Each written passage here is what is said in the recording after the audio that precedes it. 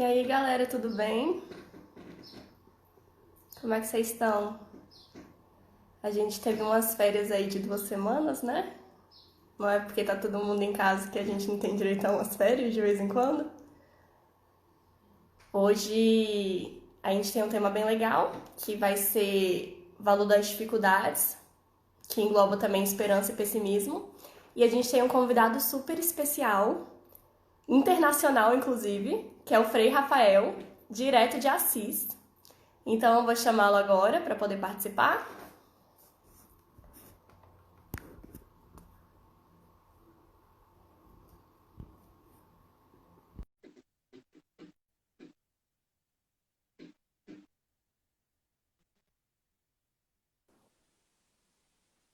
Oi, Frei, tudo bem? Tudo ótimo. Como é que você tá, Maria Paula? Tudo bem?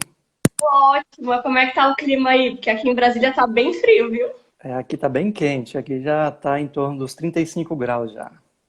Nossa, imagina, aqui tá, esses dias tava fazendo 12 graus, 13 graus, tá bem frio pra Brasília. Mas aqui já tá bem, já teve mais quente, já chegou aos 38, 39 aqui. Não, realmente aí. Então a gente tá igual aqui no clima, né? Você muito quente, a gente muito frio aqui. Isso, exatamente. Mas, Frei, será que você pode se apresentar então pra gente? Claro, então, meu nome é Rafael, eu sou filho da Maria Luísa, filho do Fernando, irmão da Manuela, irmão da Renata, tio do Bernardo e da Maria Júlia, que também são os meus afilhados. Inclusive, Bernardo, anteontem fez aniversário, seu primeiro aninho. Parabéns ainda para ele. Eu, Parabéns. eu sou franciscano, moro na cidade de Assis, na Itália, desde novembro do ano passado. E sou um apaixonado por relações, conhecer pessoas, de modo muito especial, pessoas novas e pessoas que pensam diferente de mim. Isso me ajuda muito a conhecer novas formas de pensar, novas formas de compreensão de mundo. E sou apaixonado também por viver. Isso aí é uma das minhas grandes alegrias. Ai, foi um bom resumo. Então, vou te apresentar rapidinho o caminho. A gente é um retiro aqui de Brasília, Uhum, direcionado a pessoas um pouco mais velhas, a partir de uns 23, 24 anos, englobando até uns 30, 30 e poucos. A gente tenta uhum, pegar uma parcela dos jovens que já foi esquecida pelos retiros, né, que costumam ser entre os 16 aos 18 anos.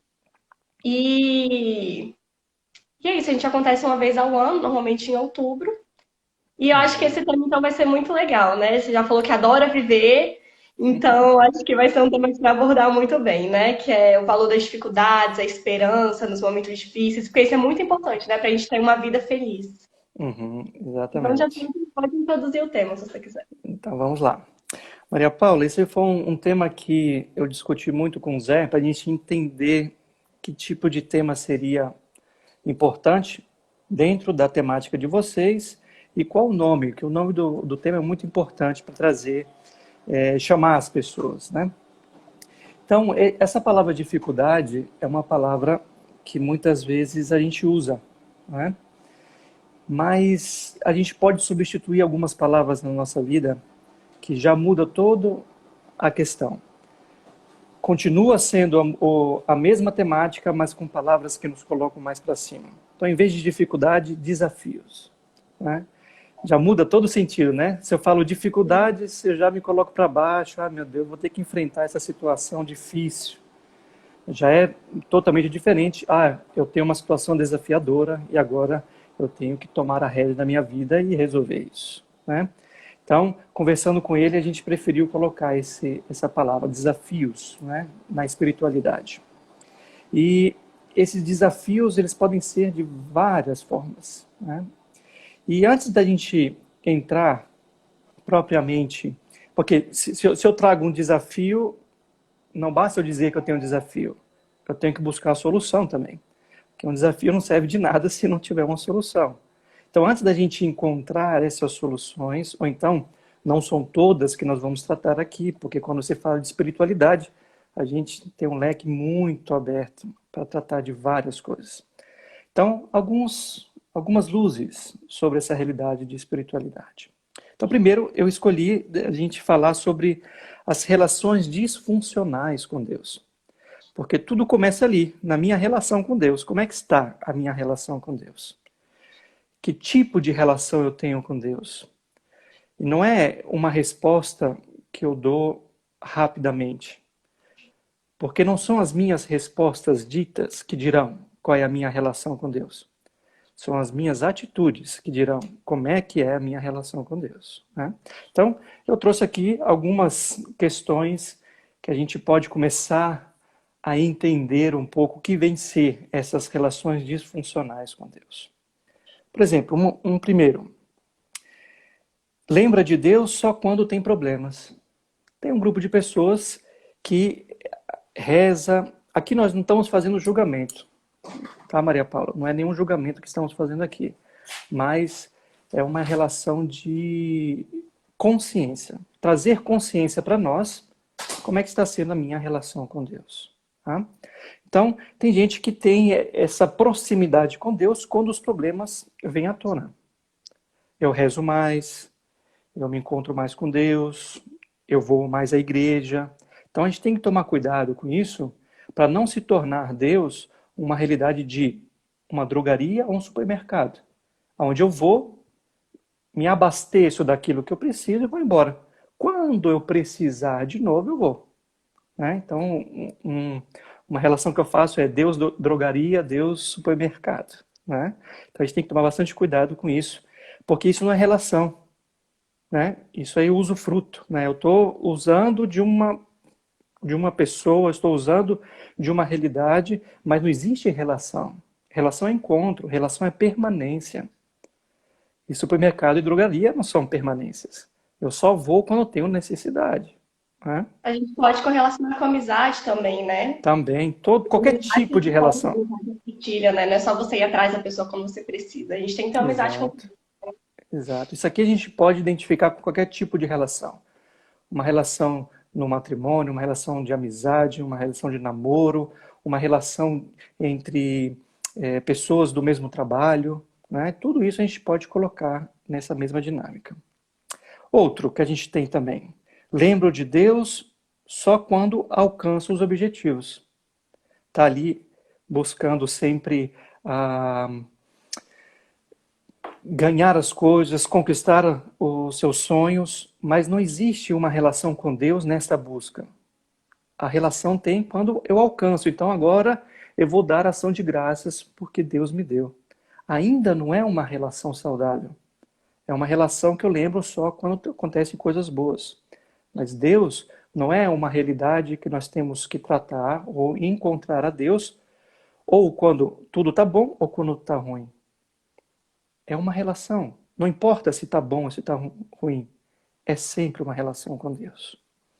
Depois, nós temos quando Deus não faz o que a pessoa quer e ela fica com raiva de Deus. Né? Ela fica indignada porque ela rezou muito. Ela se dedicou muito à sua oração. Ela foi à missa todos os domingos, ela comungou, ela confessou. Ela fez tudo certinho. Isso aqui eu estou pensando na cabeça da pessoa, tá? Eu fiz tudo certinho e agora, quando chegou a vez de Deus fazer a parte dele, ele não fez. Então agora eu fico com raiva de Deus. Então ainda não é uma relação saudável com Deus. Né? É uma relação de que eu faço e você me dá, é uma troca. Não é uma relação. Né? Isso, por exemplo, acontece, a gente percebe pessoas assim, não só no âmbito da espiritualidade. Às vezes, numa conversa com a pessoa, a gente já entende que é uma pessoa de troca. Né? Por exemplo, tem uma pessoa que foi comprar um lanche. Tá? Chegou lá como é que diz, gente? Na lanchonete, comprou um sanduíche e pagou. E ela queria coisas a mais do que viria ali. Não só, não me refiro a refrigerante, ela queria um atendimento melhor do que os outros. E o que ela usa como argumento? Mas eu paguei. Aí você já percebe, é uma pessoa que trabalha com eu dou e você me retorna com alguma coisa. E às vezes a gente traz isso para a espiritualidade também. Né? Depois, negociar com Deus. Como eu costumo dizer, a barganha que nós fazemos com Deus. Não é? Deus, se você fizer isso, eu faço isso. É o contrário, né? Primeiro, a pessoa, a que a gente usou anteriormente, a pessoa faz tudo e agora ela quer que Deus faça a parte. Agora, ela é o contrário. Você faz e depois eu faço. Uma promessa, por exemplo. Não é? Que as pessoas trabalham. Não tem nenhum problema fazer promessa. A questão é que nível de responsabilidade eu tenho para minha vida, aonde eu só faço promessas para que Deus resolva os meus problemas. Deus me ajuda a resolver meus problemas, mas Ele quer a minha responsabilidade nisso. Né? Então, essa barganha também acontece muitas vezes. É uma relação disfuncional com Deus. Depois, vive, aí a mesma questão, né? Vive fazendo promessas. Sempre promessas. Né? Aqui eu trago uma história minha mesmo. Eu devia ter meus 15, 16 anos. E eu estava de recuperação no último semestre, no último bimestre, e precisava, era a última prova, ou era ali. Se eu não passasse, eu estava reprovado, teria que fazer aquele ano de novo. E eu fiz uma promessa a Deus. Mas eu fiz uma promessa de uma pessoa que não se dedicou no estudo para fazer a prova de recuperação. Né? Então é uma pessoa que não teve responsabilidade pela sua vida naquele momento, apesar de, claro, pedir ajuda a Deus. Aí o que você acha que aconteceu? Claro, reprovei. Né? Mas é uma realidade que a gente, às vezes, as promessas vêm no momento de desespero. Né? Quando eu não vejo nenhuma saída, mas a pergunta que nós temos que fazer quando fazemos uma promessa é: como está sendo a minha responsabilidade para alcançar isso? Ou eu estou querendo passar a responsabilidade para Deus, você resolva, ou eu estou assumindo também a minha responsabilidade com Deus? Então, é uma boa reflexão para a gente fazer antes de fazer uma promessa, ok? Frei, você acha que as novenas também se enquadram aí? Sim, Que vai mínimo nisso. qualquer tipo de oração, qualquer tipo de novena, a gente tem que ter sempre. Existe a devoção, e isso é muito bom, porque a gente tem como referência um santo, por exemplo. Né? No meu caso aqui, São Francisco de Assis. Ótimo, vamos fazer a novena. Mas eu estou fazendo a novena por quê? Qual é o meu objetivo de fazer a novena? É fazer uma novena para que Deus resolva uma coisa que eu nunca peguei o controle daquilo e queria resolver. Ou eu sou uma pessoa que estou lutando, estou buscando, eu estou me identificando cada vez mais aonde está o resultado da minha conquista, e eu vou chegar lá e eu peço a intercessão de São Francisco para que me mantenha nessa estrada para buscar uma vida extraordinária que eu quero. Ótimo, perfeito. Agora, quando é uma pessoa que vive, acaba uma novena, inicia uma outra, acaba uma novena, inicia outra, é o desespero na oração, mas não existe essa oração expressada na minha vida, nas minhas ações. Porque isso é um erro, muitas vezes, achar que oração é somente dizer. É uma das partes. Mas oração também é fazer. Oração também é vivenciar. Oração também é ter rotina na sua vida. Então, como é que está a minha oração? Ela corresponde à minha vida de ação? Porque está muito relacionada. São Francisco, por exemplo, era conhecido como homem feito oração. Porque em tudo que fazia, fazia como oração. Né? Então, como é que está a minha vida em relação a Deus? É uma vida onde eu só falo, onde eu só peço intercessão, onde eu só peço ajuda, ou a minha vida, como eu falei no início, né? Ou a minha vida mostra para mim que está correspondente àquilo que eu estou pedindo e como eu estou vivendo. Né? Então essa é a diferença. Para a gente não cair no erro de achar que novena não serve, achar que promessa não serve, não tem nada a ver. A questão é, o que está atrás desta minha ação? O que está atrás? Por que eu estou fazendo uma novena? Por que eu estou fazendo uma promessa? Ok? Então, pode entrar em qualquer tipo de oração que eu faço. Né? E, às vezes, eu posso cair numa dinâmica que não é muito saudável. Quando eu morava em Brasília, eu era pároco ali no Santuário São Francisco de Assis. E ali tinham pessoas que vinham, mas não eram paroquianos. São pessoas que se identificavam ali, mas eram de outras paróquias. E às vezes era uma pessoa que estava numa missa de cura aqui, depois ia para uma missa de cura lá, ia para uma novena aqui, uma novena lá. Todo dia tinha alguma coisa para ser feita, né? Então, quando as pessoas vinham conversar comigo, minha primeira pergunta é: e o seu dia a dia fora desses momentos de missa de cura, de novena, de oração? Como é que está a sua relação com seu marido, com seus filhos, no seu trabalho? Você está evoluindo? Você no seu trabalho, você se ocupa ou você produz? Então, são perguntas bem lógicas e rápidas para serem respondidas. Então, a gente vê a coerência do que eu estou pedindo e como eu estou vivendo. Ok? Depois, estamos acabando, porque a gente vai colocando isso, a gente vai meio murchando, né? Com tanta coisa. Daqui a pouco a gente começa a subir. Vamos lá. Aqui é só para trazer consciência, meus queridos. Tá bom? Vamos lá. Deus é o único responsável pelo meu sucesso. Muitas pessoas dizem assim. E também dizem, e você é o único responsável pelo seu fracasso. Pensamento errado esse.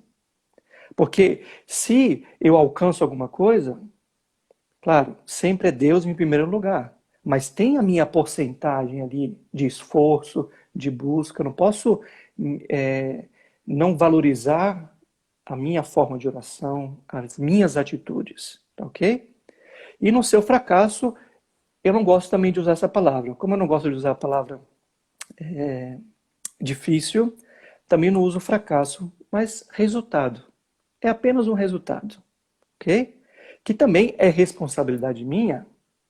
Então, a gente percebe que o quê? Primeiro, a ter a atitude para buscar a vida que eu quero, sempre Deus em primeiro plano. Deus sempre que nos ilumina a sempre buscar a nossa vida, por exemplo, nossa vida extraordinária que eu quero. Para minha vida financeira, minha vida familiar, minha vida de saúde, a minha vida entre os amigos, minha vida de serviço, a minha vida profissional, minha vida sentimental, tudo isso. A questão aqui é como eu estou agindo, como eu estou seguindo essas diretrizes. Eu estou buscando ou eu estou cada vez mais deixando, como aquela expressão que a gente diz, né? A Deus dará, né? Isso aí é uma mediocridade tão grande. É uma pessoa que está numa realidade, ela tá. Esses dias até eu postei uma frase no Facebook. Eu sempre, os livros que eu leio, eu pego as frases que eu mais gosto e vou publicando, né?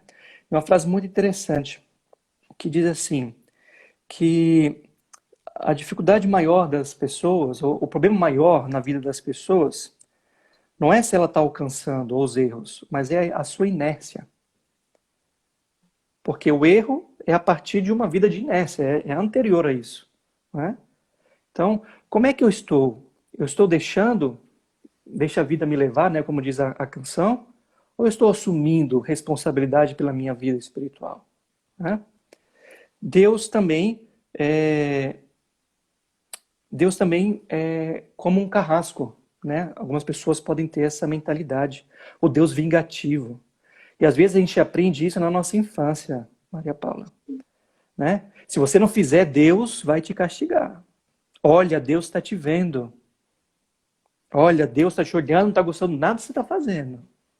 Então se cria uma relação de medo, não uma relação de confiança, né? Eu não faço, às vezes é uma pessoa que tem essa compreensão do Deus vingativo, ela não faz as coisas porque ela vê como é certo, mas pelo medo da ira de Deus, né? Também é uma relação disfuncional essa, né? E por último, e aí a gente acaba, vamos passar para outra, tá ok? Que é querer que Deus resolva a minha vida, né? Resolva a sua vida. A gente já tratou isso anteriormente, mas eu venho trazer aqui o livre-arbítrio, né? Que foi muito engraçado uma vez, eu conversando com uma paroquiana, muitos anos atrás, e eu era o diretor espiritual dela, e ela um dia me chegou assim, Frei, por que Deus deu esse livre-arbítrio?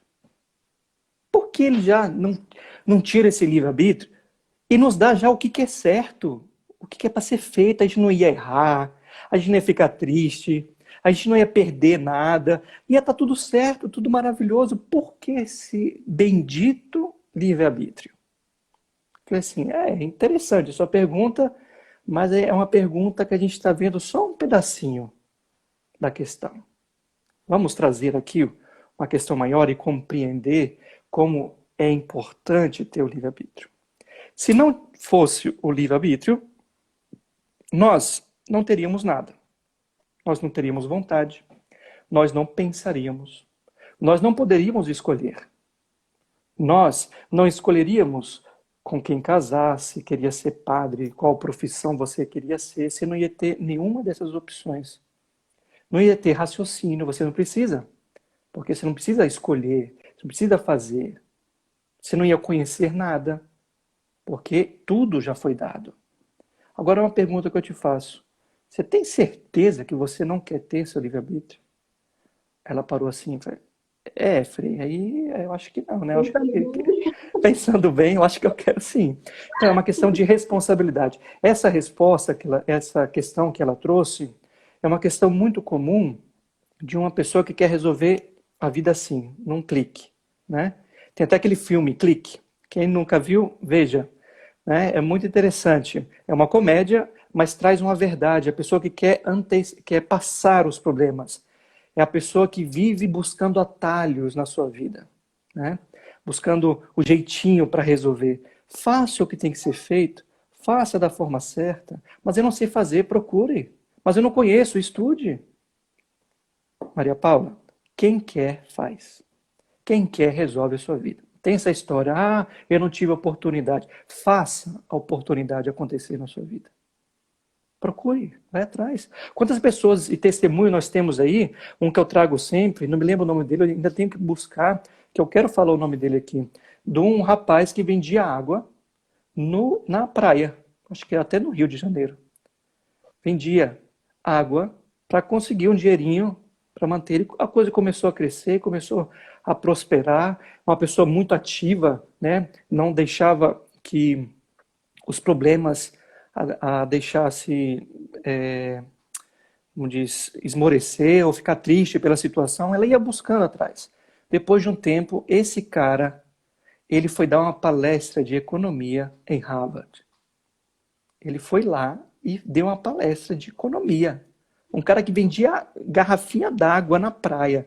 E ele explicou todo o processo dele. Porque ele começou pegando dinheiro emprestado, porque ele não tinha um centavo, de uma pessoa para comprar um isopor e uma caixinha d'água e gelo. Depois, quando ele vendeu tudo, pagou quem estava devendo, comprou mais água e aí foi crescendo a coisa. Foi resolvendo. Acho que até escreveu um livro ele, depois eu vou buscar, não tenho certeza. Mas quem quer resolve, quem quer faz. Ok? Então aqui nós trouxemos toda essa relação de disfuncional. Agora a coisa aqui é mais...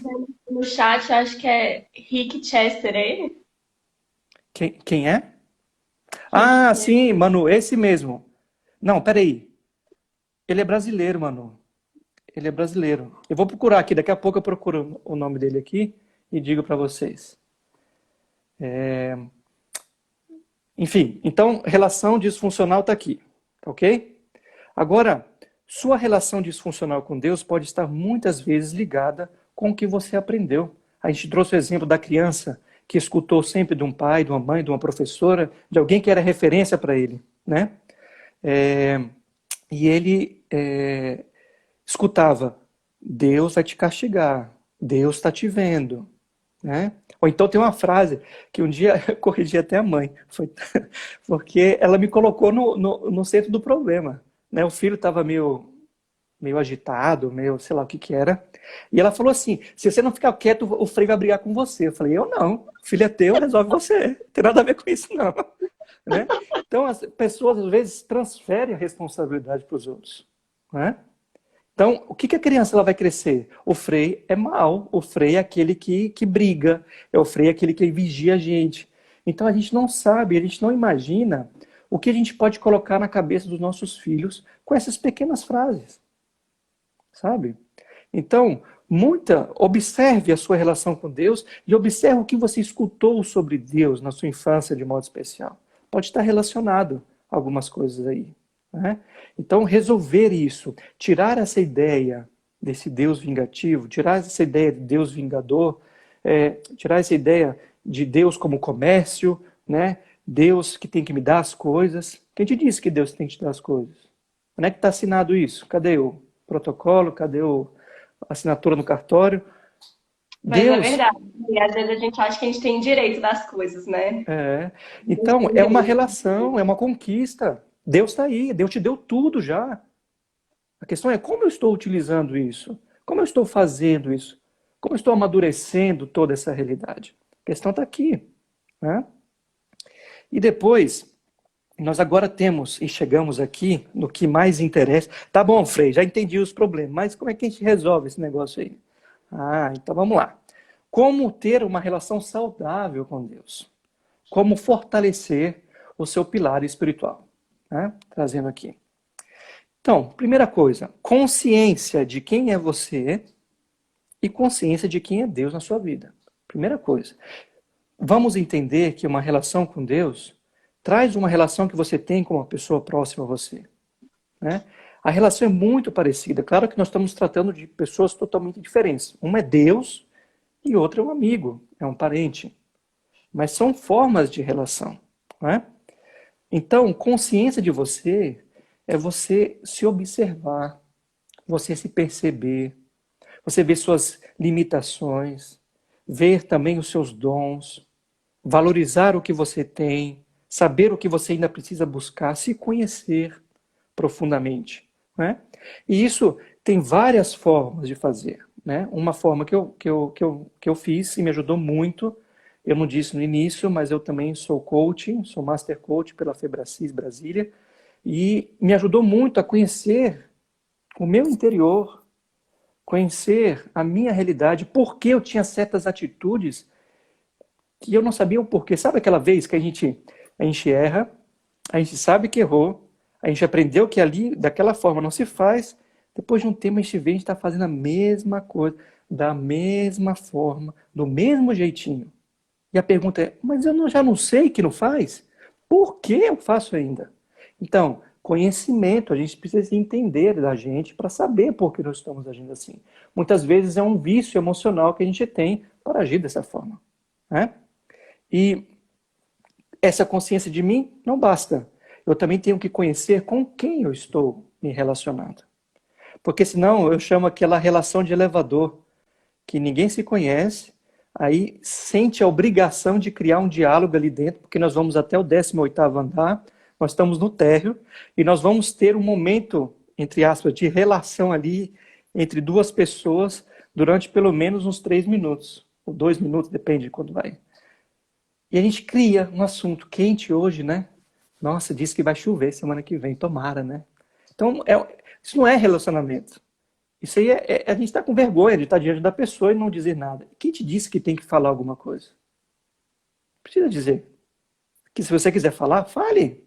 Mas não se sinta obrigado a criar uma relação ali por uma questão de vergonha. Precisa. Então, às vezes, com Deus, as pessoas não têm intimidade, às vezes, com Deus. Porque relação se cria com intimidade. Não é essa de elevador, isso é, porque depois se você vê a pessoa depois de uma semana, você nem lembra que encontrou com ela no elevador. Mas com Deus é intimidade. Observa a sua oração. Como é que é? É uma oração de que alguém está conversando com uma pessoa muito próxima a mim? Sabe como eu gosto de ajudar as pessoas na confissão?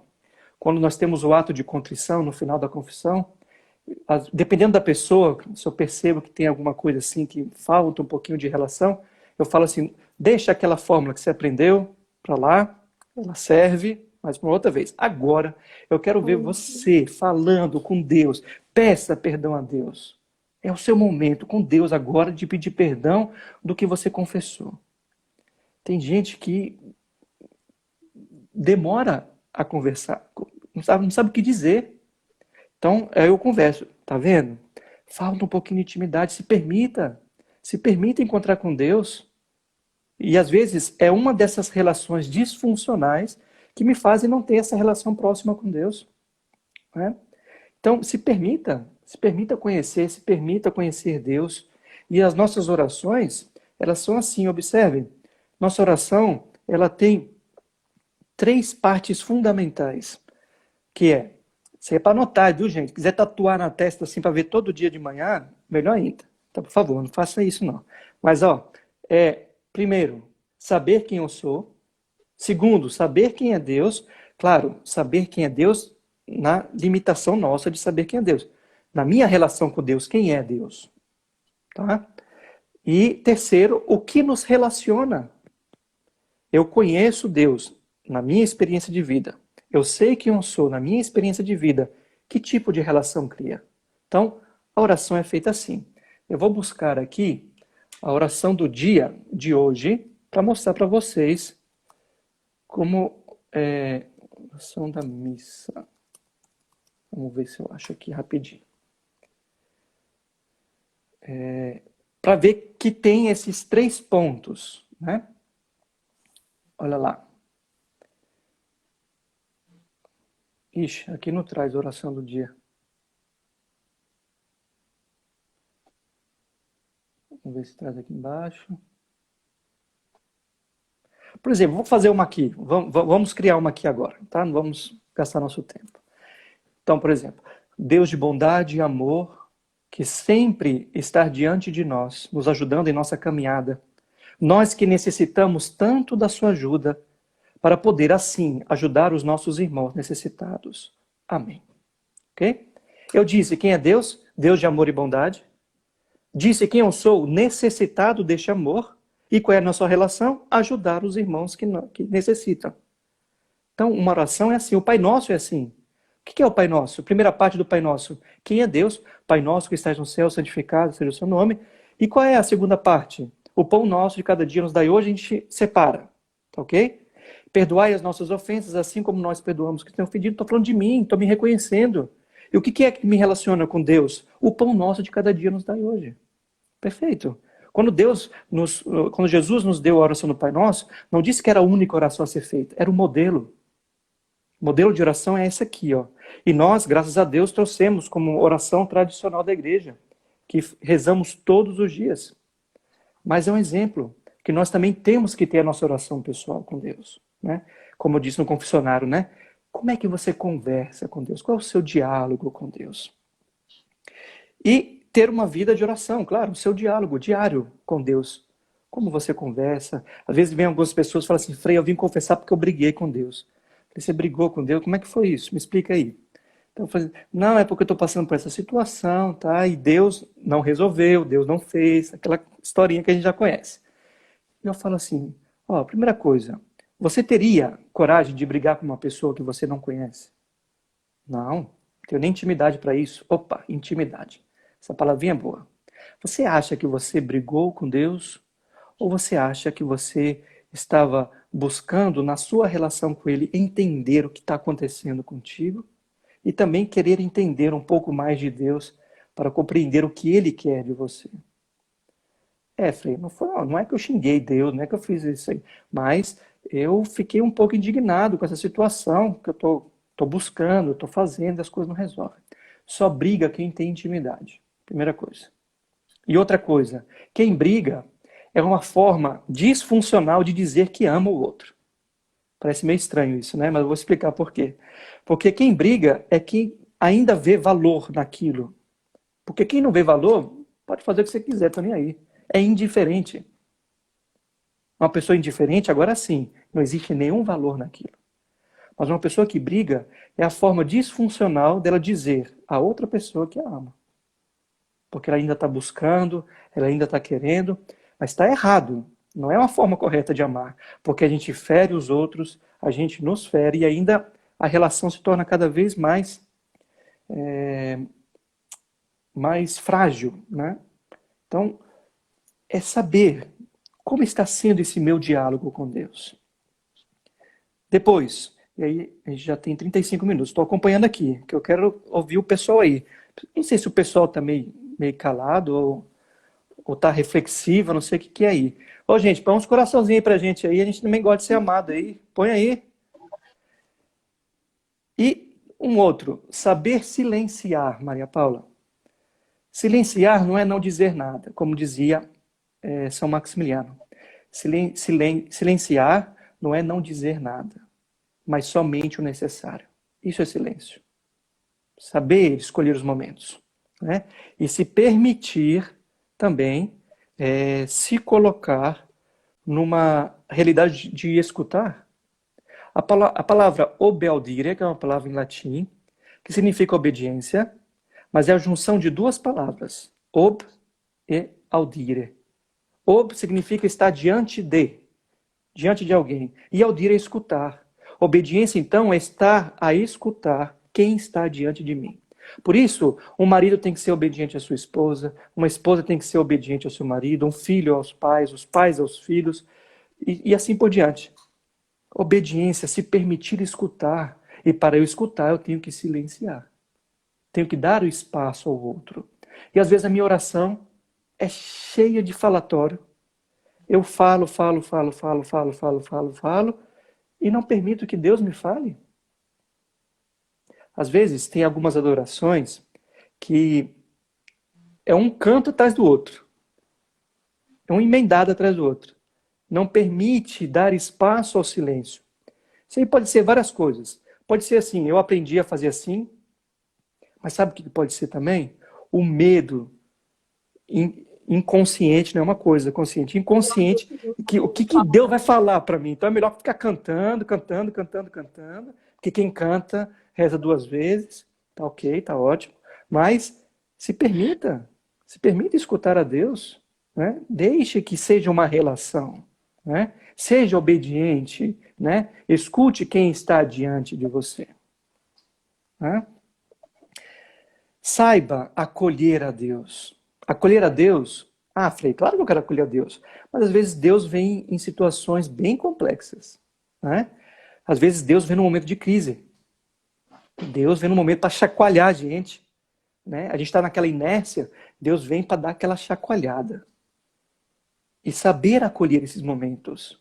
A palavra crise, eu li hoje uma frase no livro, deixa eu ver se eu lembro bem. Se não me engano, eu não sei qual língua oriental, não sei se é no chinês ou no japonês. Que crise significa 2 coisas: dificuldades e prosperar. É a junção dessas 2 palavras. Que a crise pode levar a essas 2, né? Ou permanecer na dificuldade, né? Aí já não é desafio mesmo, é dificuldade mesmo. E o outro é prosperar. A crise nos dá essas 2 oportunidades. E o que eu quero? Eu quero permitir que Deus utilize das crises para me fazer vencer. E aqui o livro de Jó nos explica muito bem sobre isso. Saber passar pelas crises, né? É bem interessante isso. Quase chegando ao fim. Saiba pedir a Deus. Isso é importante. Porque numa oração também pode ter pedidos. Não só pedidos, porque senão a gente entra lá na primeira relação disfuncional. Deus é um supermercado e é uma drogaria, onde eu só vou pedir. Tem um momento de pedir. Sabe quando você liga para alguém e fala assim, eu ligo para você, Maria Paula. Maria Paula, eu estou precisando disso. Aí você me diz, Rafael, bom dia, como é que você está? Tudo bem? Dormiu bem?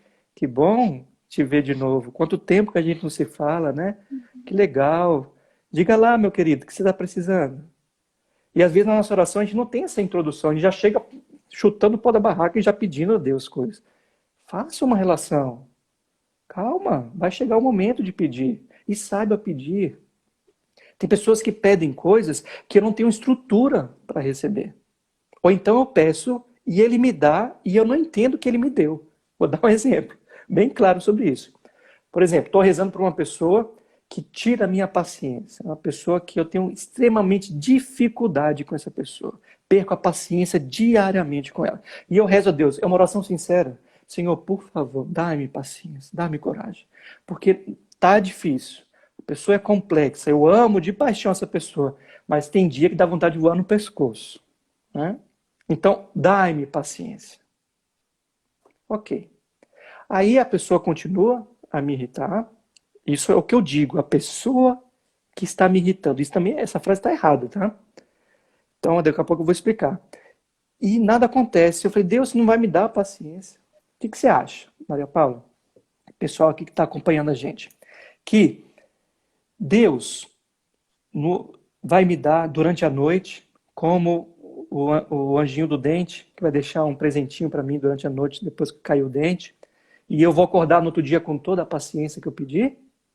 Ou Deus vai me dar oportunidades para praticar aquilo que eu tanto quero? Oportunidades.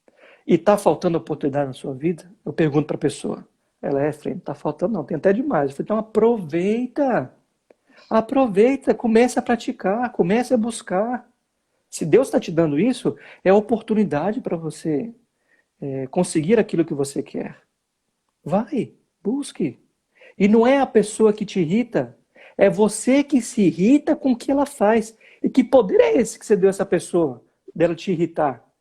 Não é ela que te irrita não, meu querido. É você que permite que ela te irrite. E é uma pergunta muito interessante. Por que aquilo que ela faz te irrita tanto?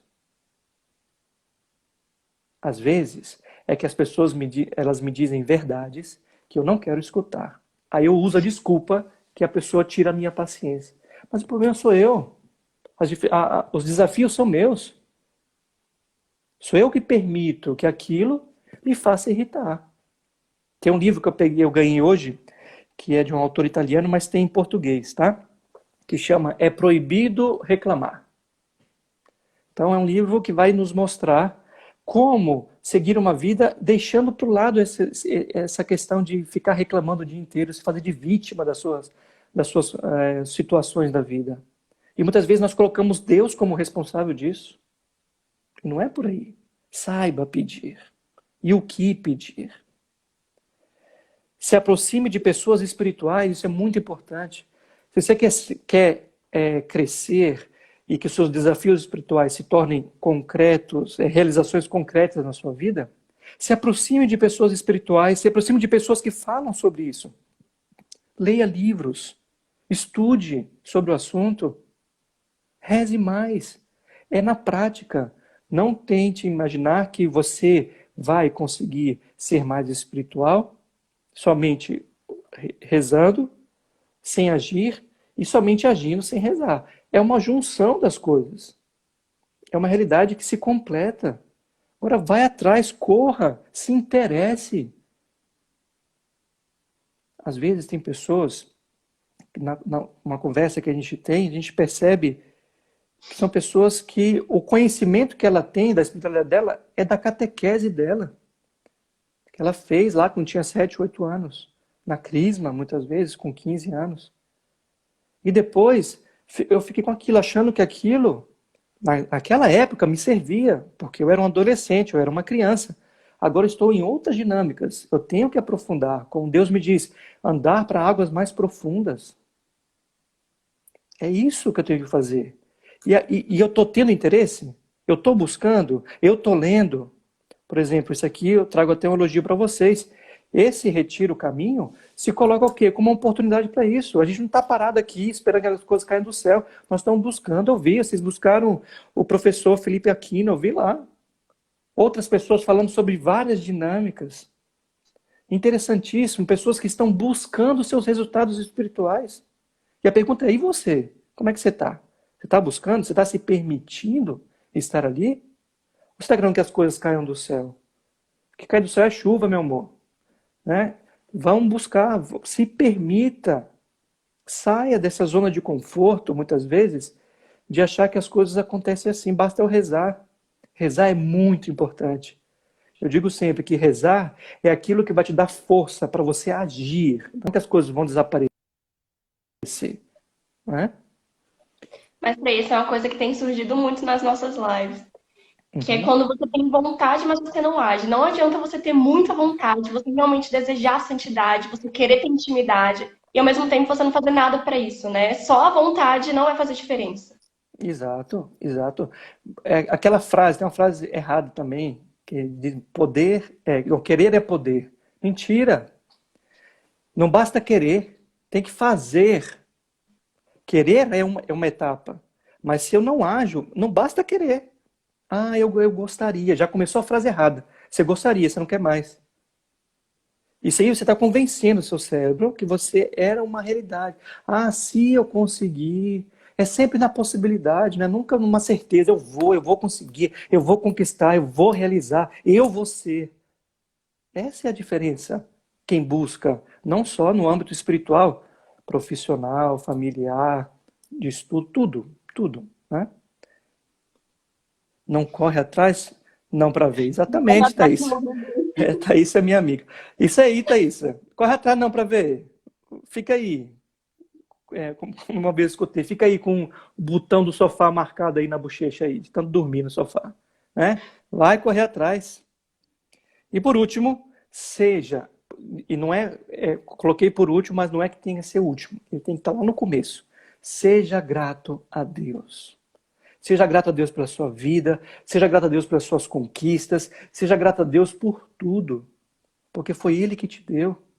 E Ele está te dando oportunidades. Não deixe que o seu passado, a sua história, te defina hoje. Porque muitas pessoas usam isso como álibi para permanecer na zona de conforto. Assim, é, eu não me informei porque eu não tive oportunidade. Eu não tive o melhor emprego porque não me deram oportunidade. Eu não fiz isso porque eu não sabia como, nunca soube fazer. Isso aí é uma vida de vítima, vitimização da sua vida. Não deixe que o seu passado se defina. Seu passado, aprenda com ele. E no seu presente você resolve as coisas. E você vai ter o resultado no seu futuro. É agir, buscar. Trago um exemplo que aconteceu comigo, meio banal, mas diz tudo. Porque como você faz uma coisa, você faz tudo. Guarde muito bem essa frase, vocês vão entender agora o que eu vou dizer. Eu sempre tive muita dificuldade não é desafio, não, é dificuldade mesmo, porque o negócio era punk. Eu tinha dificuldade de arrumar meu quarto. Meu quarto sempre foi uma bagunça, sempre. No meu passado, né? Sempre foi uma zona, né? Ali você entrava, você tinha que ter um mapa para você achar as coisas, né? Até o caminho da cama já era só certinho para você entrar lá na cama e deitar. Minha mãe às vezes fechava a porta para não ver, né, o que estava acontecendo. E qual era o meu sentimento, qual era a minha atitude quando eu via meu quarto bagunçado e eu sabia que eu tinha que arrumar? Eu começava a ver, verdade, história verdadeira, minha irmã está falando aí, ó, tem uma testemunha aqui, ocular aqui, ó. E, e isso, eu falava, mas eu tenho que fazer isso, eu vou ter que pegar esse sapato e guardar ali, eu vou ter que guardar aquela coisa. E eu começava a transformar um monstro de tudo que eu tinha que fazer. Em vez de ir, faz por etapas, arruma aqui, depois arruma ali. Não pensa no todo, pensa no momento. Ali, arruma aqui, arruma aqui, arruma lá. Você vê se está arrumado. E depois manter arrumado também. Porque eu arrumava, 2 dias depois estava a mesma coisa. Né? Então, como eu fazia isso, não era só desorganizado no meu quarto. Eu era desorganizado no meu estudo, eu era desorganizado nas minhas relações, eu era desorganizado na minha oração, eu era desorganizado em tudo. Como você faz uma coisa, você faz tudo. É assim que as coisas acontecem. Quando a gente começa a se organizar agora, a perceber as coisas que precisam ser mudadas, meu quarto, quando eu começo a ver que está bagunçado, opa, já começo para não me dar a ideia que eu estou desorganizado. Porque eu posso dizer para mim, eu tenho que ser organizado, mas quando eu entro no meu quarto, está dizendo uma outra coisa. Então, nada vai funcionar. Da mesma forma na realidade espiritual. Eu tenho que dedicar mais a Deus, eu tenho que rezar mais, eu tenho que isso, mas na prática não existe essa relação. Então é incongruente todas essas coisas. Né? Gente, eu já falei demais, está faltando 10 minutos, Maria Paula. Gente, e Se aí? tiver pergunta, eu passo para você, Frei. Por enquanto não tem nenhuma, não. Tem não, né? Então vamos aí, gente, coloca as perguntas aí que eu não estou vendo nenhuma. Ou tá tudo claro ou não estou entendendo é nada. Né? Uma das duas alternativas aí. Ok? E toda essa questão, esses desafios espirituais, eles são desafios que nos têm um grande poder de fazer resolver tantas coisas na nossa vida. Se você, porque nós na escola de coaching que eu estudei, a Febracis, nós temos 11 pilares, né? Esses que eu disse para vocês. família, filhos, financeiro, profissional, saúde, serviço, o meu social, enfim, são vários pilares. E quando eu começo a resolver um pilar espiritual, eu começo muitas vezes a resolver os outros que estão em torno, sabe? Eu resolvo problemas familiares, porque eu já estou rezando melhor e estou me reconciliando com a minha esposa, reconciliando com meu filho, reconciliando comigo mesmo, quando eu me permito fazer isso. Meu trabalho está sendo melhor porque eu estou chegando mais espiritualizado, mais confiante no meu trabalho, estou rendendo mais, estou buscando mais sair para encontrar pessoas, meus amigos. Então quando a gente começa a mexer num, a gente começa a mexer nos outros também, não é? Então o espiritual, ele não tem grandes segredos e grandes receitas, né? É quase o mestre dos magos, sabe? Que a gente faz uma pergunta e ele responde uma coisa que não é a resposta. É porque não existe uma receita. Cada um tem uma relação com Deus. Cada um tem uma intimidade, cada um tem uma velocidade. Cada um tem um ritmo com Deus. E isso deve ser respeitado. Eu não posso usar como álibi dizer, minha relação com Deus é lenta. Mas eu estou usando isso para não fazer as coisas. Então tem que ser muito sincero. Tem que ser muito honesto. Tem gente que quando vai rezar com Deus, é na lata, assim, deu o negócio seguinte, eu estou assim, eu preciso da sua ajuda, não sei o quê, eu estou tentando, estou buscando.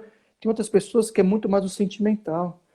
Elas falam com o coração, né? Elas falam com o sentimento. Então é uma fala mais tranquila, mais serena. E isso É Marta também... e Maria, né? Oi? Marta e Maria. Marta e Maria. Marta está lá, elétrica, fazendo tudo, tem que fazer, irritadíssima com Maria, porque Maria está lá sem fazer nada, né? E quando vai reclamar, Jesus diz, Marta, Marta, você se preocupa demais com as coisas. O que foi dado a Maria não será retirado, né? E provavelmente Maria não se sentiu vangloriada com isso, né? Ela estava em outro clima. O que Marta faz é importante, claro que é importante, e muito importante, mas não só o fazer. Lembra que a gente trabalhou? Eu faço, faço, faço, mas não tenho relação nenhuma com Deus. Tenho relação com Deus, mas não faço nada. É um e o outro, né? É o equilíbrio das coisas ali que eu vou conseguir conduzir a minha vida com Deus. E se permitir, você vai conhecer várias. Se você permitir, mais ainda, porque se as pessoas estão aqui vendo esse vídeo e as pessoas que verão depois, vai ficar gravado, não vai? Vai. Tá, então quem for ver depois, você que está vendo uma semana, um mês depois dessa live, se permita fazer todo esse conhecimento novo com Deus. E se você está vendo essa live, é porque você já tem intimidade com Deus. Você já tem alguma coisa. Não pode ser ainda o seu ideal, o que você busca, mas que você tem, você tem. E agora é aprimorar, agora é fortalecer tudo isso. E é diário, é todo dia. Não é uma coisa que a gente recarrega o celular e depois de um tempo, a gente vai carregar de novo. Não, é sempre na tomada. É sempre ali. E você pode rezar de formas tão variadas. Não só com a fala, como eu disse no início. Mas as suas atitudes podem ser oração. Não é? Você está passando pela rua, viu um casal de velhinhos se beijando. Louve a Deus por aquilo. Olha que coisa bonita. Um casal de mais de 60 anos de matrimônio se amam. Né? Não digo se amam ainda, porque já é errado essa frase, porque o amor não é ainda, né? Se amam profundamente. Olha que belo, né? Olha que bonito. Então, é fazer do meu dia encontrar sempre essa relação com Deus. Uma mãe, muitas vezes, que está... isso acontece às vezes, sabe?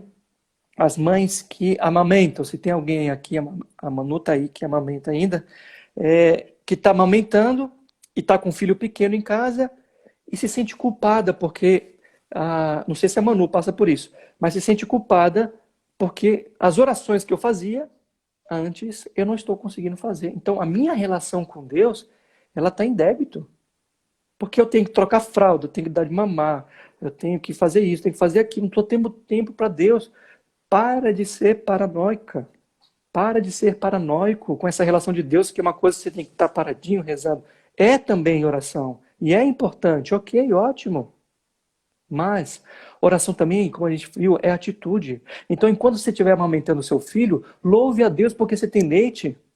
Louve a Deus que seu filho está com saúde, está crescendo bem. Faça daquele momento uma oração. Faça aquele momento como um encontro com Deus. Se acordou de madrugada com seu filho tendo cólica, louve a Deus que você tem energia para estar ali com seu filho. Quantas crianças não tiveram esse momento? Quantas crianças que foram abandonadas já no nascimento e seu filho está ali tendo tudo aquilo. Louve a Deus por isso. Faça daquele momento uma oração. Perfeito. Claro que depois de um tempo você vai ter esses momentos de você parar, ter o seu cantinho para rezar. Ótimo também. Mas quando algo que você realmente precisa fazer, você não vai dizer para o seu filho, filho, ó, não está na hora de mamar não, você fica aí chorando que eu vou ir rezar.